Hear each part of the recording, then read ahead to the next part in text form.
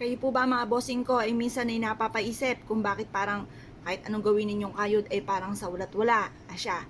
Para may patungutunguhan po ang inyong pagkayod mga bossing, ito po ay mainam na subukan nyo po itong gawin mga bossing. Basta may 100% kang paniniwala sa mga gatong mga pamamaraan. Kailangan lamang po natin mga bossing ko ng oregano. Ang oregano ay isa sa mga pinakamagandang pamamaraan para po tayo ay swertihin. Ang oregano ay may kakayahan upang sa ganon, kayo po ay masigit na maka-attract ng swerte, lalo na tungkol sa usapin ng pera.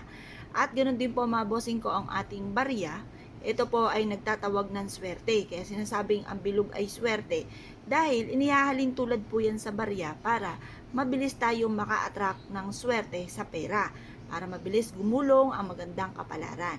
Gagamitan po natin ito ng 5 piso. Pumili kayo ng barya na makinang. Ayan po, yung pong bagong-bagong barya po natin. Ngayon po mga bossing, huhugasan nyo muna itong ating barya. Pagtapos, ibibilad nyo ito sa sinag ng araw. Huwag nyo po siyang tutuyuin. Hayaan siya kusang matuyo. Kapag natuyo na yan, pwede na natin gamitin pampaswerte. At ganoon din syempre, yung ating oregano. Ang oregano, yung aroma po niyan, mabango po yan eh. Yan po ay hindi lang for healing, hindi lang yan para sa ubo. Yan po mga bossing ko ay makakatulong para makatawag ng swerte at makapagtaboy ng kamalasan. Proven po ang ating oregano, basta't may 100% kang paniniwala.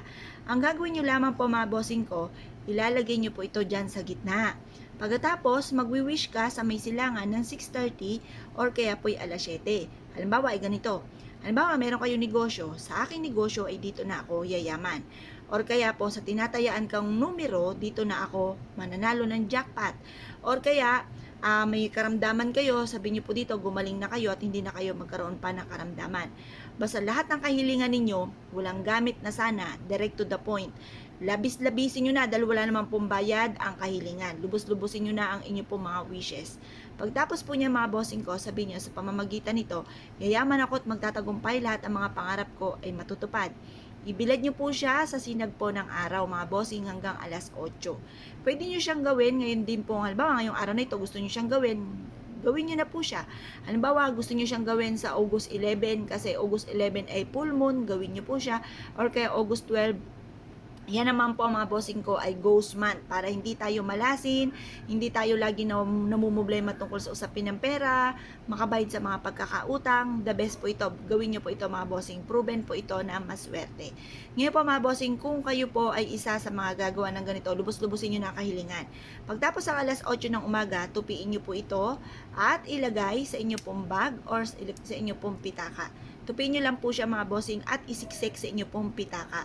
At ito po mga bossing, kada kayo bibili, sabihin nyo po sa isipan nyo, babalik ka kaagad, parang kinakausap nyo yung pera. Tapos yung pitaka po ninyo, kayo po mga bossing ko, sabihin nyo, ang aking pitakang ito ay mapuputos sa dami ng pera na darating sa akin. Yung ganun po mga bossing. Basta lagi nyo pong positive ka lamang, lagi nyo sasabihin, maraming pera ang darating sa akin, matutupad lahat ang mga kahilingan. Matutupad po yan mga bossing. Proven po yan na maswerte. Ngayon po mga bossing, kung kayo po naniniwala sa mga pamamaraan at nais po itong gawin, lumarga po kayo, proven po ito at subok na ito po isa sa mga magdadala sa inyo ng swerte tagumpay sa buhay bukod sa sipag at tiyaga mga bossing. Kung kayo po naniniwala mga bossing at nais po itong gawin mga bossing, lumarga po kayo at subukan nyo po ito. Yun na po mga bossing, salamat po!